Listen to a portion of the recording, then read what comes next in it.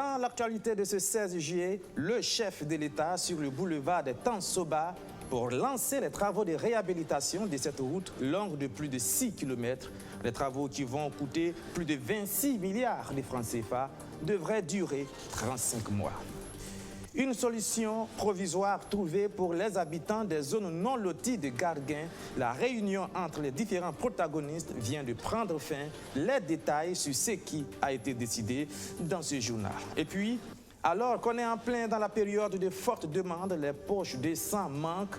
30% seulement des demandes sont satisfaites. Une conséquence des mouvements d'humeur des agents de santé. Le Centre national de transfusion sanguine lance un SOS. Voilà pour le sommaire. Bonsoir et bienvenue à ce 19h30.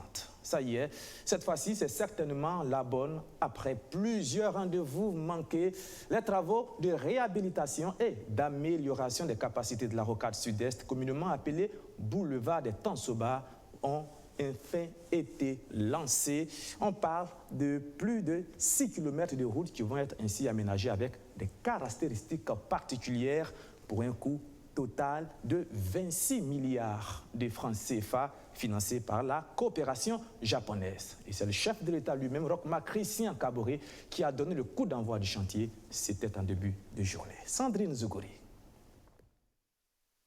Un quart de siècle de vie, quelques retouches, mais le boulevard des Tansoba ou encore la circulaire a besoin de se refaire une peau neuve. La bonne nouvelle longtemps annoncée est enfin une réalité. Ce 16 juillet 2019, la mobilisation est singulière sur le boulevard. Le président du FASO, Roch-Marc Christian Kaboré, dans la peau d'un conducteur de bulldozer et son ministre des Infrastructures, lance les travaux de reconstruction de la rocade sud-est.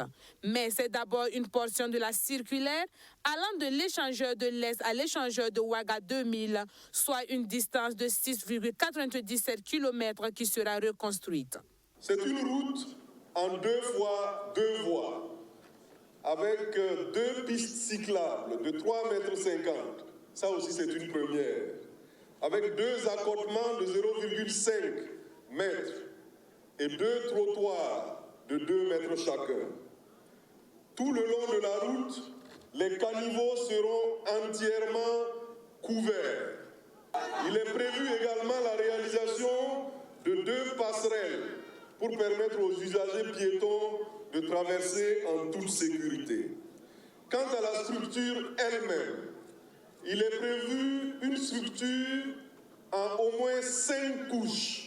La réhabilitation de ce tronçon est un don du Japon. D'une valeur de plus de 26 milliards de francs CFA, elle permettra non seulement à la population de circuler plus à l'aise, mais elle est aussi source de croissance économique car elle allégera le trafic des marchandises. Le gouvernement du Japon ainsi que la JICA sont heureux de travailler pour réaliser un développement équilibré des pays de l'Afrique de l'Ouest, qui inclut la Burkina Faso. Ce projet fait partie intégrante d'un projet du plan directeur de l'aménagement des corridors de l'anneau de croissance en Afrique de l'Ouest. Cette infrastructure vient consolider l'amitié qui existe entre le Burkina Faso et le Japon. La coopération entre les 2 pays se porte visiblement à merveille. Et je voudrais ici saluer la bonne coopération qui existe entre le Japon et le Burkina Faso. C'est une coopération qui est ancienne. Nous avons eu l'opportunité de faire des visites d'amitié au Japon. Nous participons régulièrement à la TICAD et je dois dire que ce n'est que le début de ce que nous attendons de cette coopération avec le Japon. Ce n'est pas le seul domaine où nous coopérons, mais sur le plan des infrastructures, nous comptons sur le fait que le Japon puisse véritablement nous accompagner dans la construction d'infrastructures permettant une meilleure fluidité de la circulation et un meilleur désenclavement également du Burkina Faso. Ces travaux de reconstruction et d'élargissement sont assurés par l'entreprise Dai Nippon Construction. L'entreprise a 3 ans pour livrer l'infrastructure.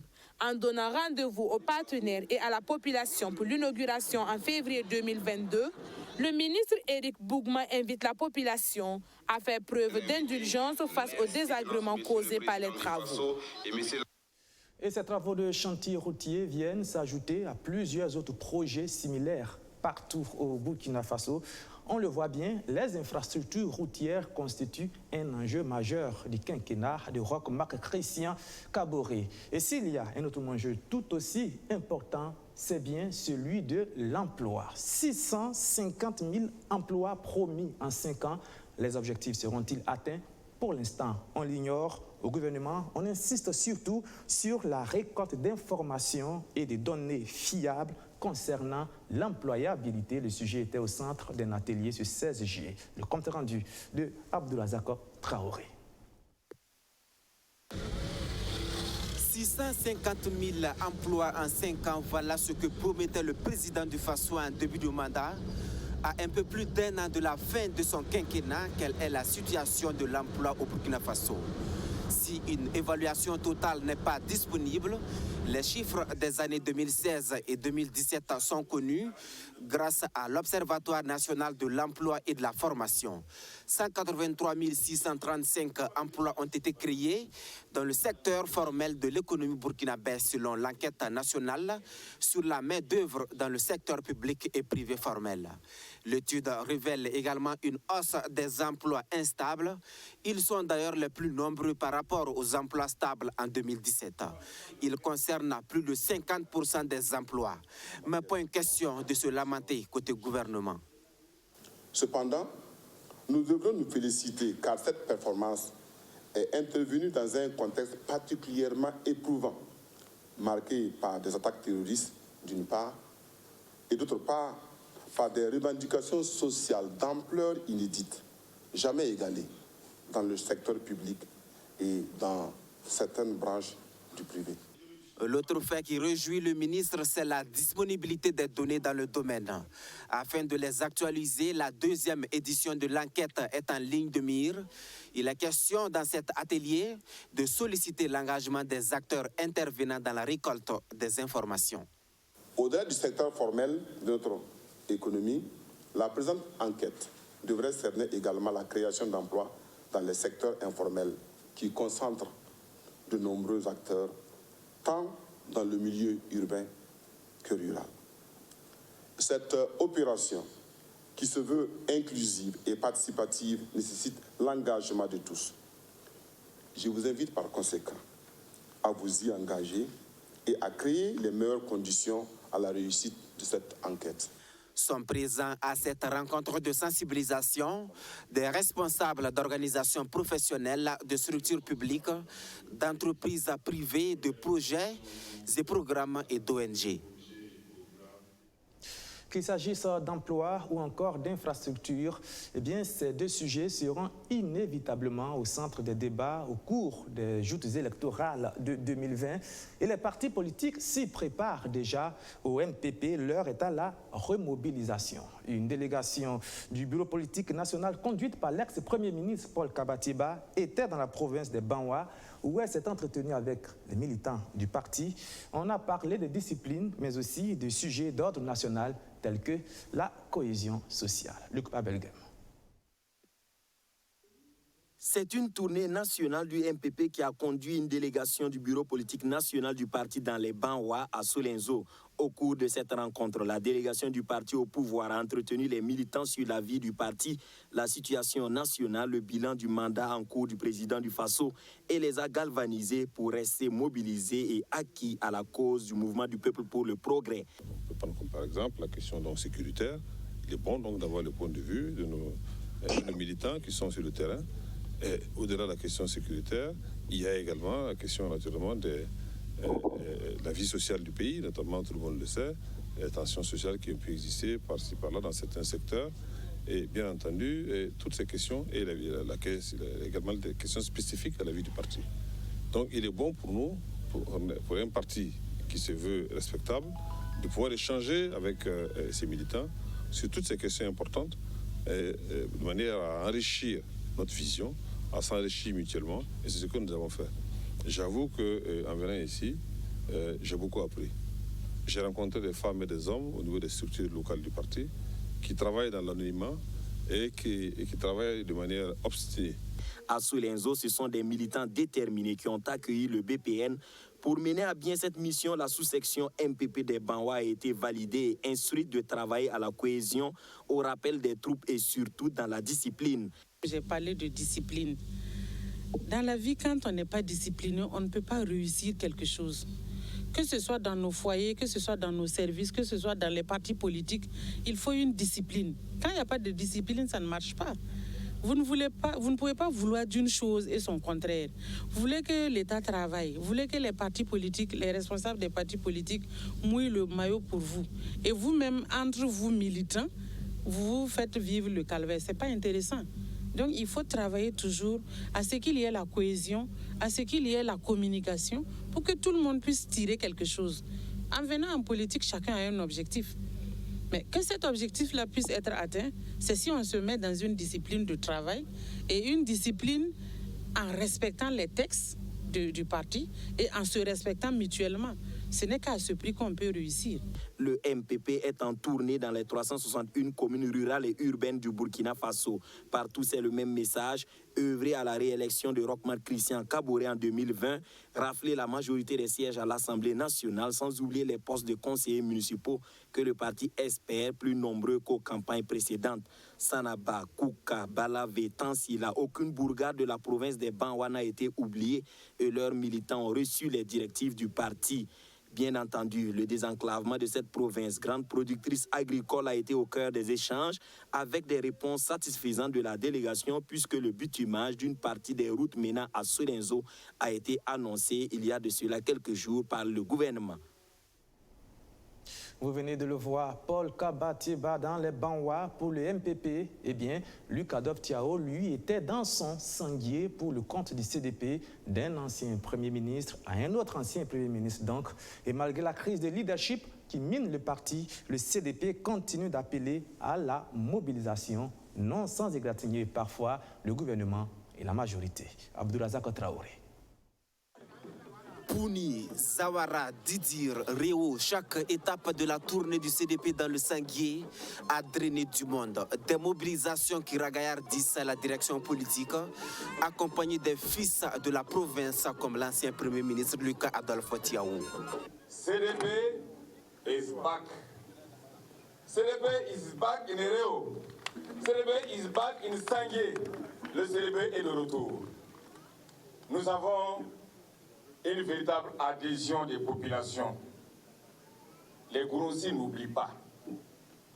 Les Gouroussis n'oublient pas du tout. Ce n'est pas parce qu'ils n'ont pas voté pour le CDP lors des dernières élections qu'ils nous ont oubliés. Ce sont les circonstances qui l'ont exigé. Aujourd'hui, voyant cette foule, je suis convaincu que la renaissance du CDP prend pied. Le CDP prend pied, mais l'arbre ne doit pas cacher la forêt. La crise au sein du parti réduit ses chances de reconquérir le pouvoir. Le dernier chef de l'exécutif de Blaise Compaoré le sait. Il se joint à Edi Kombego pour jouer sur la carte de l'apaisement. Il appelle les frondeurs au dialogue.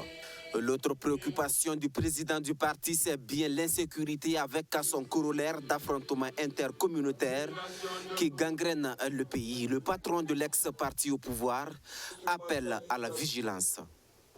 Évitons que l'on nous tende un piège, que les populations naient des guerres communautaires ou intercommunautaires. Ils ont essayé à Yirgou et ailleurs, ils n'ont pas réussi. Ils essayent maintenant d'opposer les religions. Il n'y a pas ni dans le Coran, ni dans la Bible, où on dit qu'un homme doit tuer son prochain pour aller au paradis. Nulle part ce n'est écrit. L'enseignement coranique que nous avons reçu, Yahallah, Yahallah. L'enseignement catholique et protestant que nous avons reçu, au nom de Jésus-Christ, nulle part ce n'est écrit que des hommes doivent se tuer pour la religion. Si Edi Kombego appelle à l'unité face au terrorisme, il n'oublie pas de fustiger le pouvoir Kaboré tenu pour responsable de tout ce qui arrive au pays. Ils sont assis à indexer les uns et les autres. Ils sont à la base de votre défaite. Ils sont à la base du non-fonctionnement de l'État. s'ils cultivent que la médiocrité et les accusations. Nous, au CDP, nous avons pris les choses en main.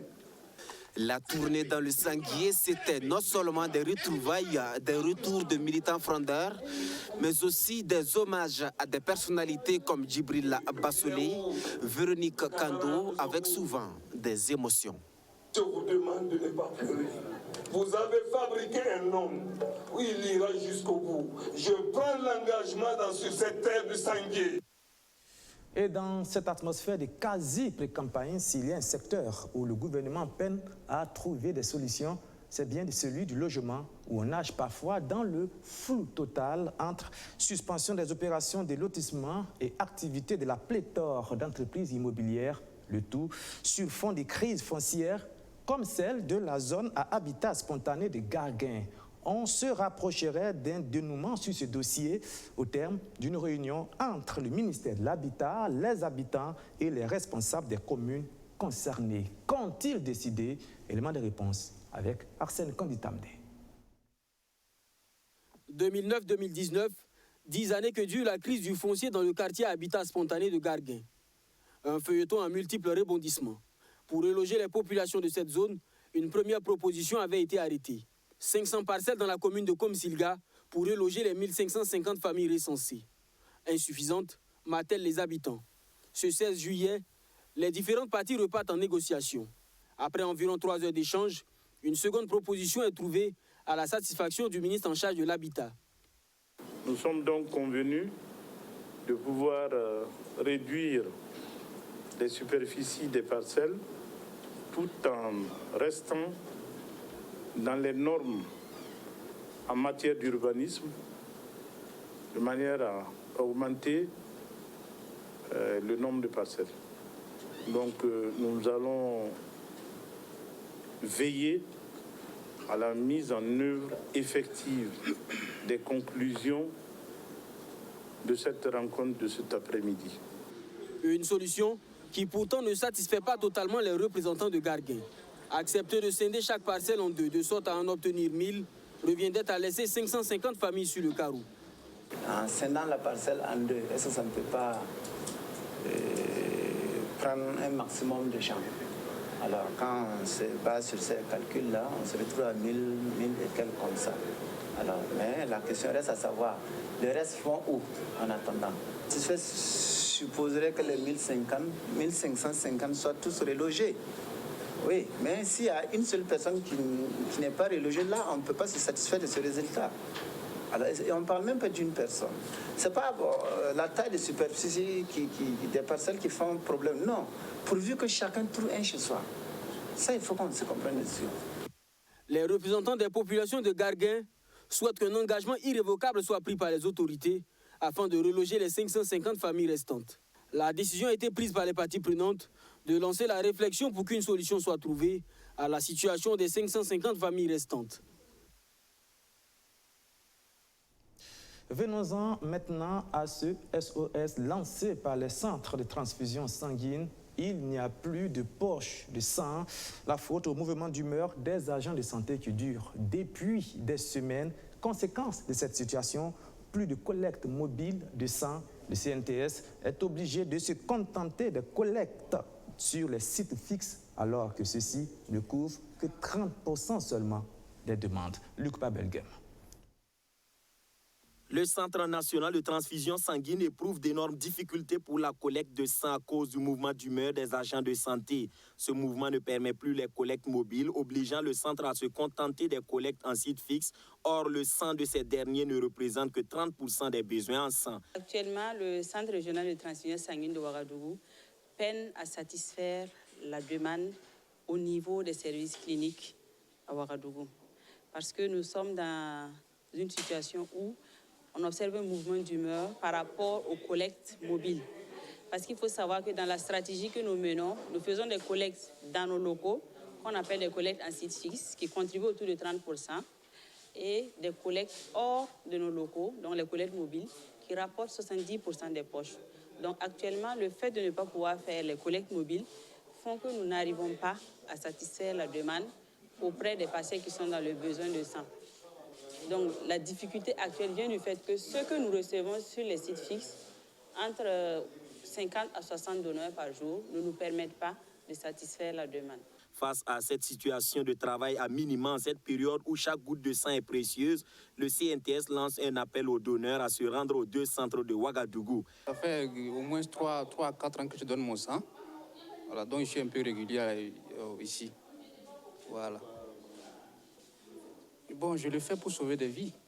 Parce que tout le temps, on en parle on dit tout le temps qu'il manque de sang dans les hôpitaux et autres. Donc, je fais ça pour sauver des vies. Ce choix parce que j'ai voulu toujours aider dans la vie. Même si aujourd'hui, je n'ai pas les moyens de construire un hôpital, ça fait partie de mes projets. Donc, du moment que j'ai le sang d'abord pour donner, je donne d'abord mon sang en attendant que Dieu me donne de l'argent. Ou bien prépare mes affaires pour que je puisse construire un hôpital pour pouvoir sauver des vies. Pour essayer de parer à la situation, nous invitons tous les donneurs, tous ceux qui le peuvent, à venir donc sur nos sites fixes à Paspanga, et donc à côté de l'hôpital Yalrado, Ouedraogo, et à notre site à Tengango, donc à côté de l'hôpital de Tengango. Donc sur Paspanga, nous sommes ouverts de 7h30 à 17h. Et au niveau de l'hôpital de Tengango, nous sommes ouverts de 8h à 14h. La période de juin à octobre correspond au pic de demande de sang à cause du paludisme qui sévit plus en saison pluvieuse. Les agents du CNTS avaient pour habitude de se rendre auprès des institutions, sociétés, entreprises et à tout lieu où ils pouvaient collecter la moindre goutte. Avec la grève des agents de santé, la mission du Centre national de transfusion sanguine se complique davantage. Toute autre chose, à présent, ils sont 2136 nouveaux policiers qui vont renforcer les rangs de la police nationale. La 48e promotion de l'école de police a effectué sa sortie hier. Elle est baptisée Engagement patriotique, un nom qui fait sans aucun doute écho à la situation sécuritaire ambiante. Alexis Belemnaba avec Arsène Konditamne. Bien apprendre pour mieux protéger, c'est la devise de la police nationale. Ces gestes techniques, les élèves policiers l'ont assimilé pendant ces 2 années passées à l'école nationale de police. Des démonstrations qui dégagent de l'assurance et de l'engagement. Engagement patriotique, c'est d'ailleurs le nom de baptême de cette promotion. Ils sont 2136 élèves policiers. Ce 15 juillet marque un tournant dans leur vie. Chers élèves, maintenez ce cap et faites de cette discipline votre marque de fabrique. Votre flambeau, voire votre étendard en tout temps et en tout lieu. Et pour paraphraser une très haute personnalité spirituelle que je ne citerai pas ici, donc je dirais sans la citer donc, sortez de l'école, allez et faites de tous les policiers des disciples de la discipline. Artolo, Artolo, incriminez pour vous-même. En choisissant ce nom de baptême, ils l'ont contextualisé. Comme vous le savez, nous sommes dans une situation sécuritaire suffisamment délicate. Il y a un appel à l'esprit d'abnégation, un appel à l'esprit de sacrifice. Donc il faut véritablement un engagement qui se traduit par des valeurs importantes et la plus importante étant la protection et la défense de la patrie. Le ministre en charge de la sécurité est là. Il invite les élèves au professionnalisme et au respect des valeurs cardinales inculquées lors de la formation initiale. Dans un environnement professionnel où la discipline est parfois mise à rude épreuve, au nom de l'organisation sociale, un intérêt particulier doit être accordé à la formation initiale, particulièrement orientée vers le renforcement de la déontologie, de la discipline et de la redevabilité à l'État. En outre, la réduction des produits scolaires impartie à la théorie permettra de consolider des savoirs pratiques qui définissent le niveau de professionnalisme de tout policier. Cette synergie d'action aboutira inévitablement à renforcer les qualités professionnelles d'une police républicaine au service de la population. Renforcer la formation initiale du policier dans la lutte contre l'insécurité, c'est le thème retenu pour cette sortie de promotion. Une formation initiale avec des innovations. Il y a eu par exemple l'introduction d'un module intitulé « Formation militaire continue », Une sorte de recyclage permanent dans les pratiques d'intervention dans le commandement. Voilà, parlant toujours de sécurité, sachez que le commissaire de l'unité antidrogue, Richard Belem, a été relevé de ses fonctions à titre conservatoire sur décision de la Direction générale de la police nationale. Une décision qui fait suite aux 11 personnes qui sont décédées dans les locaux de l'unité antidrogue. Ils avaient été arrêtés et gardés à vue. Pour le moment, on ignore toujours les raisons de leur décès. Nous y reviendrons dans nos prochaines éditions. Et puis, dans la promotion de la défense des droits humains et de la cohésion sociale, il y a ceux qui agissent sur le terrain purement sécuritaire, comme la police, et puis il y a les acteurs de la sensibilisation, au nombre desquels il faut situer l'ONG Oxfam et le Fonds d'Anima, qui ont signé un accord de collaboration avec les organisations de la société civile pour le financement de projets allant dans ce sens. Alexis Belebnaba avec Rémi Lambert-Nébier. Environ 723 millions de francs CFA, c'est la subvention accordée à 5 projets par le Fonds d'Aniba pour la prévention de l'extrémisme violent et de la radicalisation au Burkina Faso. Les organisations de la société civile bénéficiaires sont l'OCADES-FADA, le Centre diocésain pour la communication de Wayougia, l'Association Monde Rural de Goursi, l'UFC Dori et l'OCADES Dori. Ces subventions, qui sont à leur deuxième phase, s'inscrivent dans le cadre du programme pays 2016-2020 de la coopération danoise au Burkina Faso. Ce fonds a pour objet de financer les actions de protection, de défense et de promotion des droits humains en vue de fortifier une société civile burkinabé capable de défendre les droits humains auprès du gouvernement.